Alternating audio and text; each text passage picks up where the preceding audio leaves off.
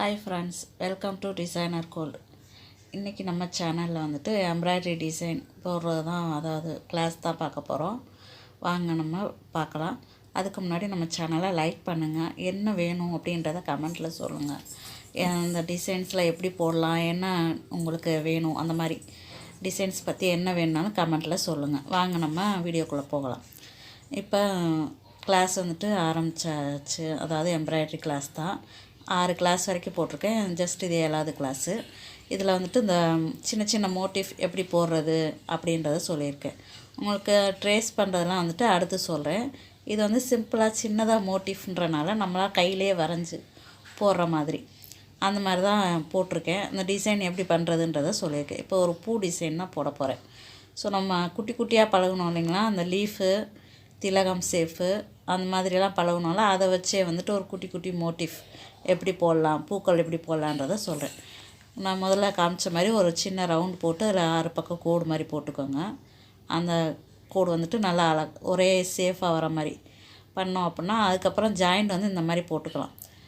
எல்லா பக்கமும் ஒரே ஜாயிண்ட் மாதிரி போட்டிங்கன்னா ஒரே பூவாக வரும். இதிலே 3 டிசைன் போடலாம் அப்படின்றக்காக நான் அதை போட்டு காமிச்சிருக்கேன். அடுத்ததாக வந்துட்டு இப்போ போடுறேன் பாருங்கள். இன்னொரு பூ மட்டும் போட்டு காமிக்கிறேன்.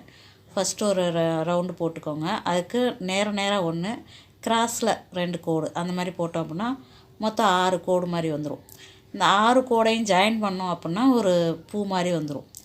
இது நார்மலாக லேடிஸ்க்கு கோலம் போடுறதுனால அது ஈஸியாகவே வந்துடும். இது வந்து கோலம் டிசைன் மாதிரி வரும். ஸோ இதை வந்து நீங்கள் எப்படி போட்டாலும் ஓகே தான். இது இதழ் மாதிரி வந்துடுது. இப்படி போட்டால் இதழ் மாதிரி வருதா. இன்னொன்று வந்துட்டு இந்த ரவுண்ட் ஷேப்பில் போடுவோம். அதே மாதிரி அந்த ஒரு சின்ன டாட் மாதிரி வச்சுட்டு அந்த 6 கோடு மாதிரி போட்டு அந்த 2 கோடையும் ஜாயின் பண்ணுற இடம் இந்த மாதிரி போட்டோம் அப்படின்னா இது சின்னதாக ஒரு மொட்டைக்காய் மட்டும் ஜாயின் பண்ணால் எப்படி இருக்குமோ அந்த மாதிரி வரும்.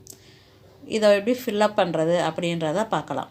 இது வந்து சின்னதான்றனால நான் சின்னதாக கையிலேயே வரைஞ்சிருக்கேன். இதே டிசைன் வந்துட்டு கொஞ்சம் பெருசாக வேணும், ஒரே மாதிரியாக அழகாக பூக்கள் வேணும் அப்படின்னா நம்ம இந்த மாதிரி ஒரு சின்ன பேப்பர்லேயோ இல்லை ஒரு கார்டு அட்டையிலையோ வரைஞ்சி டிசைனாக அந்த கட் பண்ணி எடுத்துக்கிட்டு அதை வச்சே கூட நம்ம டிசைன் பண்ணிக்கலாம். இப்போ அந்த சின்ன டிசைனை நான் கட் பண்ணி காமிக்கிறேன் பாருங்கள். இந்த மாதிரி கொஞ்சம் பெருசாக உங்களுக்கு எந்த அளவுக்கு வேணுமோ அந்த அளவுக்கு வரைஞ்சிக்கிட்டு அந்த பேப்பரை அப்படி சுற்றி கட் பண்ணிடுங்க. அந்த டிசைனுக்கு தகுந்த மாதிரி அப்படி சேஃப் வந்துட்டு கரெக்டாக வந்து கட் பண்ணி எடுக்கணும். அந்த மாதிரி கட் பண்ணி எடுத்துட்டு அதுக்கப்புறம் வந்து இந்த பிசிறலாம் இல்லாமல் நல்லா நீட்டாக ஒரே சேஃபாக கட் பண்ணி எடுத்துக்கோங்க. இங்கே பெருசாக வரையும் போது அளவு வந்து எல்லாமே ஒரே அளவாக இருந்தால் தான் அழகாக தெரியும். ஸோ நம்ம சின்னதாக ஒன்று போட்டு பழகுறோன்றனால கையிலே போட்டு பழகிக்கலாம். நம்ம ப்ளவுஸுக்குன்னு போடுறப்ப வந்துட்டு ஒரே அளவில் இருந்தால் தான் வந்து அழகாக தெரியும். அதுக்காக ஒரு பூவை வரைஞ்சி அந்த பூவை அந்த மாதிரி அட்டையிலையோ இல்லை பேப்பர்லேயோ வரைஞ்சி இந்த மாதிரி எடுத்துக்கோங்க. தனியாக எடுத்துட்டிங்க அப்படின்னா அது வந்துடும். இதை வந்துட்டு நம்ம அப்படியே ப்ளவுஸில் அப்ளை பண்ணி அவுட்லைனை மட்டும் வரைஞ்சிட்டு அப்புறம் உள்ளே நம்ம வரைஞ்சிக்கலாம். மறக்காமல் நம்ம சேனலுக்கு கமெண்ட் பண்ணுங்கள். உங்களுக்கு என்ன வேணும், என்ன டிசைன்ஸில் போடணும், எந்த டவுட்னாலும் உடனே கமெண்ட்டில் சொல்லுங்கள். நான் உங்களுக்கு ரிப்ளை பண்ணுறேன். ஓகேவா? இந்த மாதிரி போட்டுக்கோங்க. இந்த மாதிரி வச்சு வரைஞ்சோம் அப்படின்னா அந்த டிசைன் வந்துட்டு அப்படியே வந்துடும். இது வந்து சின்ன பூன்றனால உங்களுக்கு வரைஞ்சி காமிச்சிருக்கேன். இதோட நான் கொஞ்சம் பெரிய பூவாகவே வரைஞ்சிருக்கேன். அந்த பூவை தான் இப்போ நான் டிசைன் வந்து எம்ப்ராய்டரி வந்து போட போகிறேன். எப்படி ஃபில்லப் பண்ணுறது அப்படின்றத சொல்கிறேன். இப்போ அந்த டிசைன் வந்து நல்லா டார்க்காக போட்டு காமிச்சிருக்கேன் பாருங்கள். அதே 6 இதழ் தான்.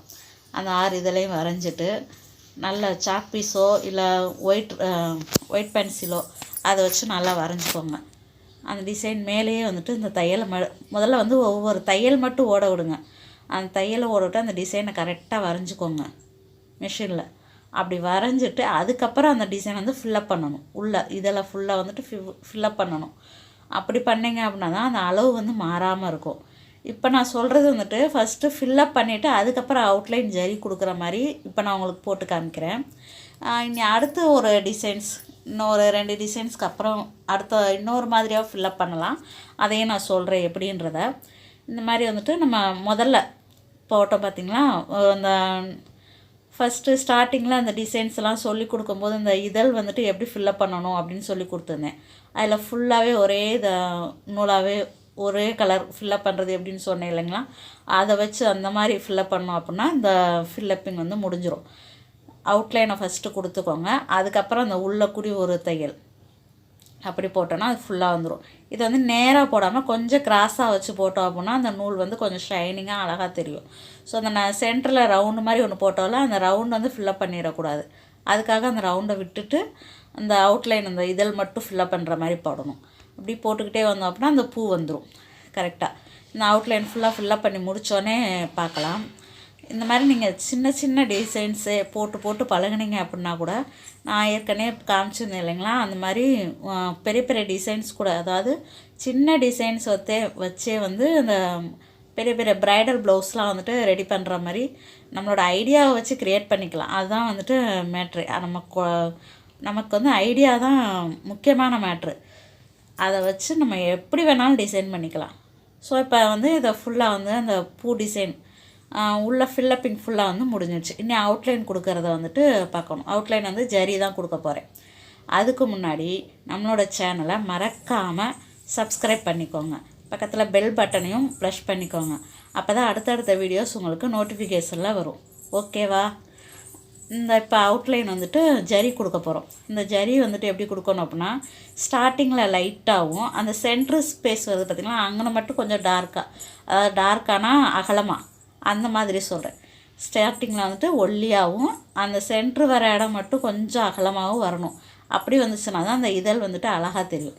நான் இதுக்காக தான் உங்களுக்கு 2 தடவை போட்டு காமிச்சிருக்கேன். ஒரே தடவையில் போட்டால் கூட தெரியாது அப்படின்றனால ஸ்லோவாக தான் 2 தடவையாக போட்டு காமிச்சிருக்கேன்.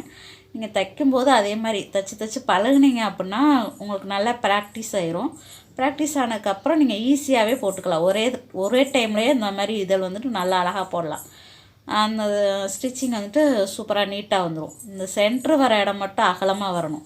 அதாவது சென்ட்ருனால் மேலே, அந்த இதழுக்கு மேலே வருது பார்த்திங்களா, அந்த இடம் மட்டும் அகலமாகவும், இன்னும் உள்ளே அந்த ஹோல் கிட்ட போகும்போது கொஞ்சம் ஒல்லியாகவும் வந்துச்சுன்னா பார்க்குறக்கு இதழ் நல்லா அழகாக தெரியும்.